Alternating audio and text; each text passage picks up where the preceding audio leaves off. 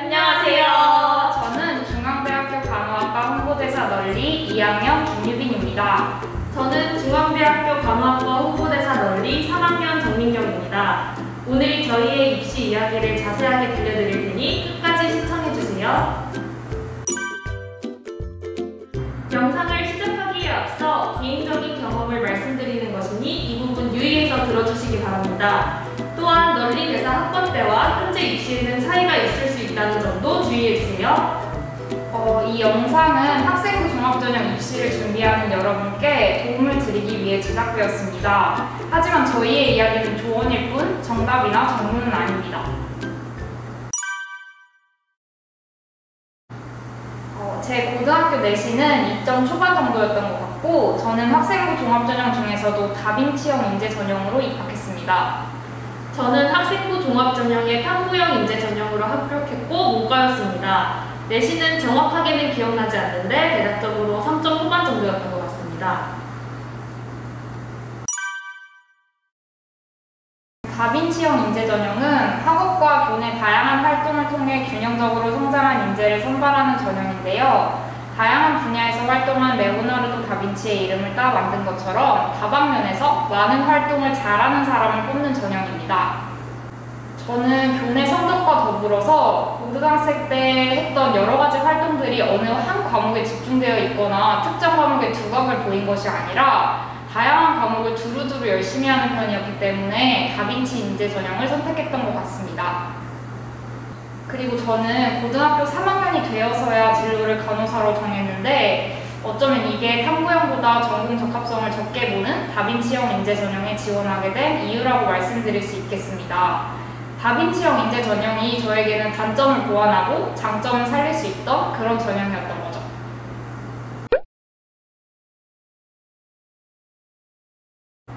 여러분, 펜타곤 평가 모형을 아시나요? 중앙대학교 입학처 자료에 따르면 다빈치형 인재 및 탐구형 인재의 인재상과 평가 내용에 차이가 있는데요.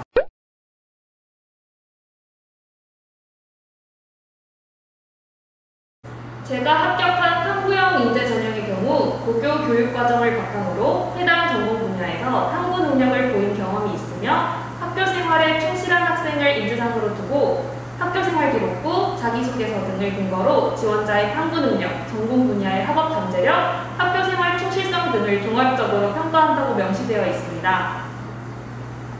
저 같은 경우에는 고등학교 시절에 학업도 꾸준히 챙기면서 동시에 다양한 활동을 했습니다. 그리고 그 활동들이 독립적인 것이 아닌 유기적으로 연결되어 있고 시간이 지날수록 탐구의 깊이가 깊어지며 역량이 높아지는 것을 확인할 수 있었기 때문에 해당 전형으로 지원했습니다.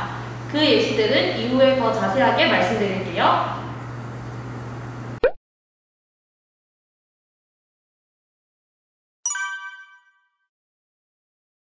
저의 생활기록부에 대해서 세 가지의 카테고리로 나누어서 설명하고 싶은데요. 첫 번째로 단점 보완입니다. 저는 수학 성적이 높지 않은 편이었는데 이는 자연계 학생도 선발하는 간호학과의 성격에 불리한 조건이라고 생각했습니다. 비록 자신 있는 과목은 아니었지만 포기하지 않고 꾸준히 공부하면서 관련 대회에 참가하여 과제평가 수학 부문, 교내 수학경시대회, 수학독서대회에서 수상한 기록이 있습니다. 이를 통해 저의 교과적으로 부족한 점을 보완할 수 있었던 것 같습니다. 두 번째, 협동입니다. 간호사는 사람과의 소통이 중요한 직업이라고 생각해서 이 항목을 중요하게 생각했습니다.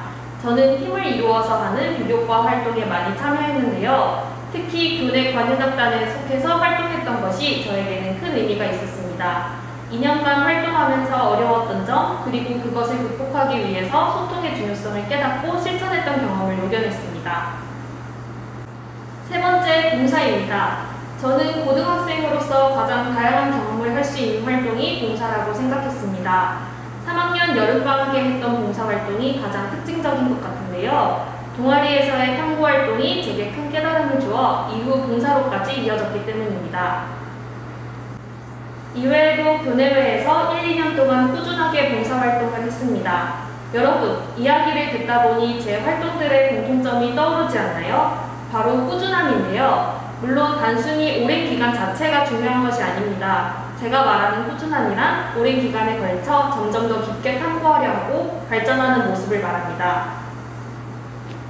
제가 부족함을 발견하고 비슷한 고민을 하는 친구들과 자율 동아리를 만들어 함께 노력함으로써 성적을 올리거나 상을 받은 것처럼요. 이외에도 제가 생활기록부를 관리했던 방법은 세부 능력 특기 사항의 경우에 제가 졸업한 학교는 발표 및 에세이 과제가 정말 많았는데요. 과제의 주제를 잡을 때 제 진로와 관련된 소재를 선택하려고 했습니다. 그리고 꼭 생활기록부 관리 목적이 아니더라도 학교 선생님께서 준비해주신 수업의 컨텐츠를 잘 활용하는 것도 좋은 방법이라는 말씀을 드리고 싶습니다. 저는 학생부 종합 전형을 준비하면서 이렇게 하는 것이 맞는지 더 필요한 것은 무엇인지 고민할 때가 많았는데요. 그럴 때마다 학교 선생님께서 수업에 활용하시는 다큐멘터리 등을 보고 기록했던 것들이 많은 도움이 되었어요. 저는 뭔가 이어지는 활동 덩어리들을 만드는 게 정말 중요하다고 생각해요. 이게 무슨 말이냐면 만약 A, B, C 이렇게 세 가지 활동을 했다고 하면 A 활동이 B 활동의 동기가 되고 또 C 활동이 B 활동의 동기가 되어서 생활기록부나 자기소개서 안에 활동들이 모두 이어지고 연결되어 있는 거예요. 그러기 위해서는 가볍게 배운 내용이나 활동들에 대해서도 뭔가 더 깊이 궁금해하는 게 정말 중요하다고 생각하는데요. 제가 한 가지 예를 들어드릴게요. 저는 2학년 때 6개월 정도 한 가정을 대상으로 봉사활동을 했었어요. 할머니, 할아버지 이렇게 두 분이 같이 사시는 가정이었는데 할머니께서 파킨슨병을 앓고 계셨어요. 파킨슨병을 간단히 설명하면 손과 팔에 경련이 일어나고 보행이 어려워지는 질병이에요. 할머니께서 그런 것들이 너무 힘드시니까 병원에서 처방받은 약 말고도 약국에서 근육이완제를 혼자 구입하셨어요. 그리고 저한테 그걸 먹어도 되냐고 물어보셨습니다. 저는 근육이완제 같은 약물도 잘 몰랐지만 파킨슨병에 대해서도 그냥 간단한 증상 이외에는 무지한 상태였습니다. 할머니께서 현재 복용하고 계신 병원 처방약과 같이 먹었을 때 어떤 부작용이 생길지도 몰랐기 때문에 아무것도 말씀드릴 수가 없었어요. 이 일 이후로 저는 뭔가 할머니께 죄송한 마음도 느껴졌고 제 자신이 무력하다는 생각도 하게 되었습니다. 그렇지만 여기서 이 일을 마무리 짓지는 않았어요. 저는 봉사활동에서 만난 할머니께 도움을 드리고 싶다는 그 마음 하나로 파킨슨병의 약물과 관련된 이야기 그리고 치료법에 대해 다룬 소논문을 고등학교 2학년에서 3학년에 걸쳐서 1년에 가까운 시간을 작성했습니다. 그냥 인터넷에서 찾은 자료에만 의존한 것은 아니었고 파킨슨병 약물에 관한 책도 여러 번 구입해서 읽고 정리하면서 자료를 찾았습니다. 이렇게 했음에도 사실 교수님이나 전문가분들께서 제가 쓴 논문을 보셨을 때 전문적이지 않고 그냥 정말 학생다웠을 거예요. 그런데도 이에 대해서 면접 때도 물어봐 주시고 좋게 생각해 주신 건 아마 일상생활 안에서 동기를 찾았기 때문일 거라 생각하는데요. 이렇게 작성한 소논문으로 교내 대회에 나가서 수상을 했는데 이게 제가 아까 말씀드렸던 것처럼 A 활동이 B 활동의 동기가 되는 거죠. 그러니까 대외 활동 자체의 동기가 봉사활동이 있는 거예요. 이런 식으로 연결되어 있는 활동 덩어리들을 많이 만들어서 나는 내 주위 모든 것들에 관심을 기울이고 궁금해한다. 또 여기서 그치는 것이 아니라 항상 이에 대해서 더 심층적으로 연구해 보려고 노력한다. 약간 이러한 열정을 보여주는 게 정말 중요하다고 생각해요. 열정.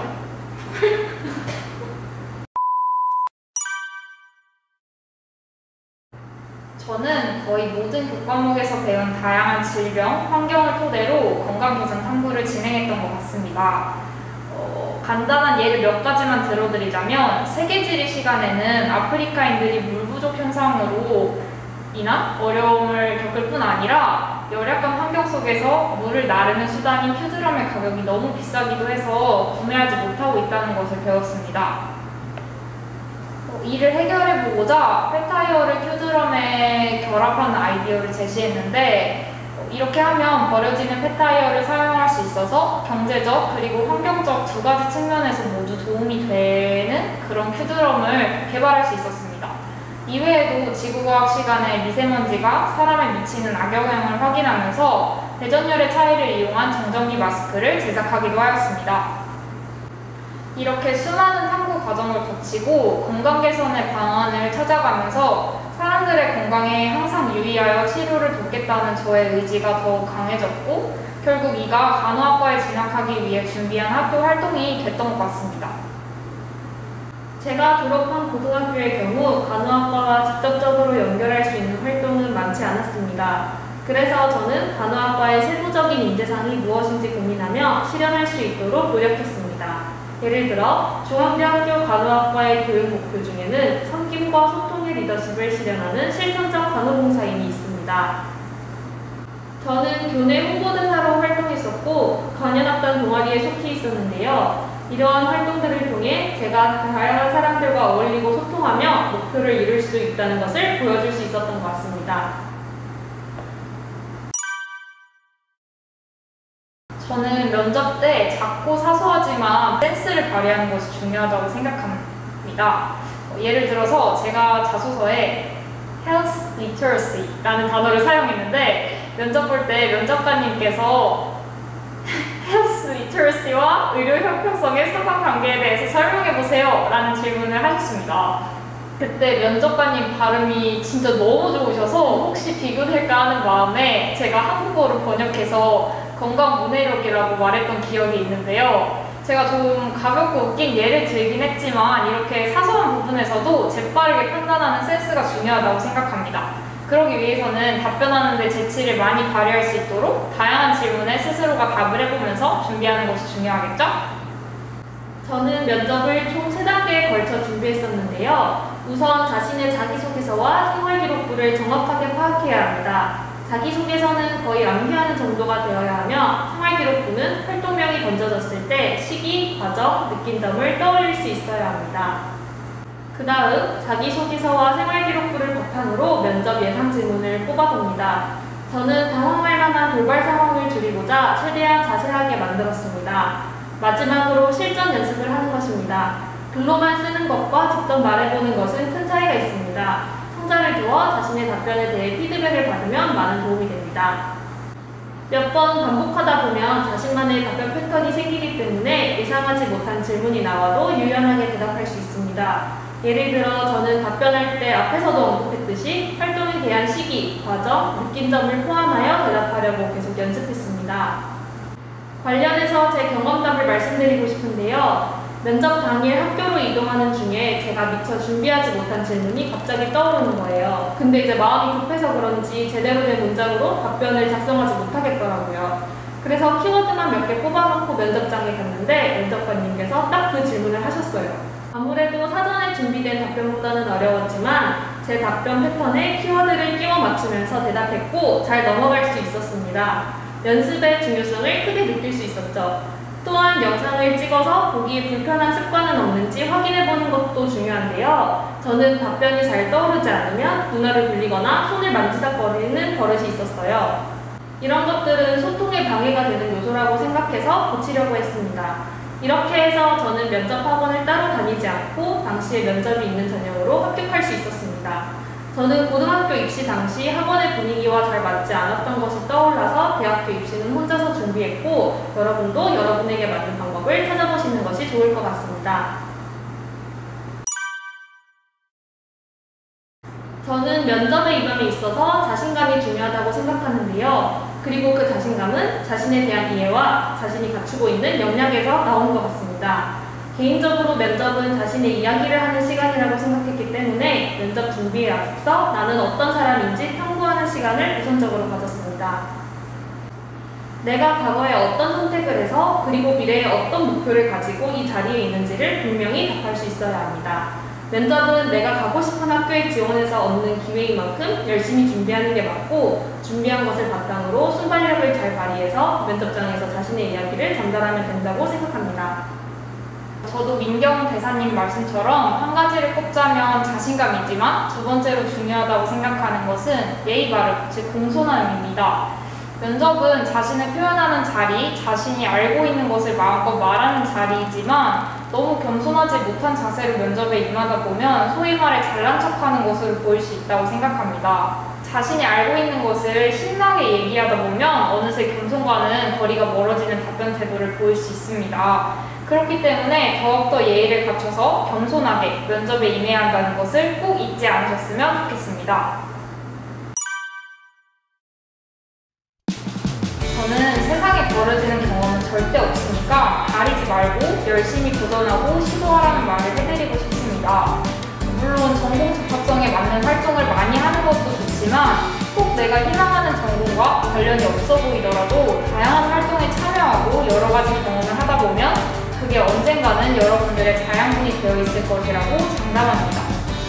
하다못해 대회 준비 중에 조언과 갈등이 있었던 부분도 내가 다음에 또 갈등을 맞닥뜨렸을 때 좀 더 유연하게 대처할 수 있는 능력을 길러줄 수 있습니다.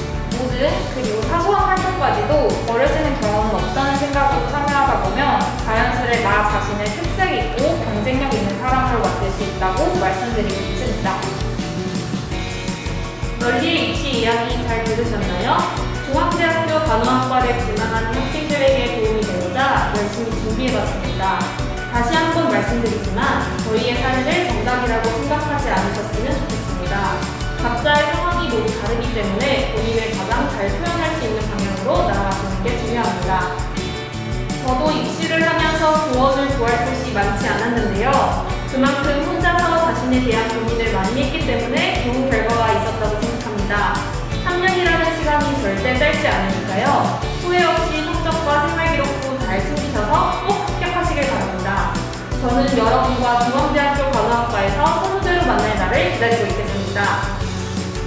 지금까지 널리였습니다.